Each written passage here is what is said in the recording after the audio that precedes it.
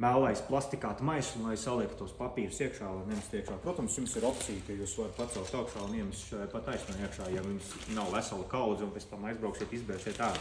Bet pats galvenais, ja runājam par to iekārtu, viņa ir ļoti primitīva. Tātad kustoties uz priekšu, tā pirste, viņa met uz augšu un pa taisno tajā tvertnē iekšā. Ka līdzīgi, laikam, kā tie pirmie zāles pļāvēja tāda. Es redzēju ar tādu rotoriņu, viņš, pirmie stum vienkārši. Doma ir uz tādu pašu.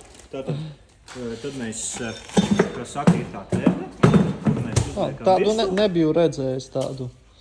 Viņš arī profesionālā sērijas. Tā ir profesionāla mājas versijas ir tādas dzeltenā krāsā. Jā, dzeltenā krāsā, un viņu bišķi savādāk sauc, ko konkrēti sauc KM7020, tas ir tās abreviatūra modeļu nosaukums.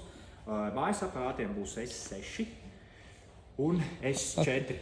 Kāda atšķirība viņam pieņemsim mājas starp? Lielākoties tā ir materiāla atšķirība, no kā ir pagatavot iekārta. Un ar to, kad ir profesionālajiem nolūkiem, ļoti bieži ir kaut kādas nestandarta situācijas, ir domāts, pieņemsim, man ir standarta, ir smiltis, un ir varianti, kad man ir tādi mazi čiekuri jāsavāc. Pie esošās piespiešanas, virsmas piespiešanas, man šis pasākums diezgan slikti sanāk. Tad es to visu varu atregulēt ar stingrāku piespiešanas, birstas piespiešanas pret virsmu.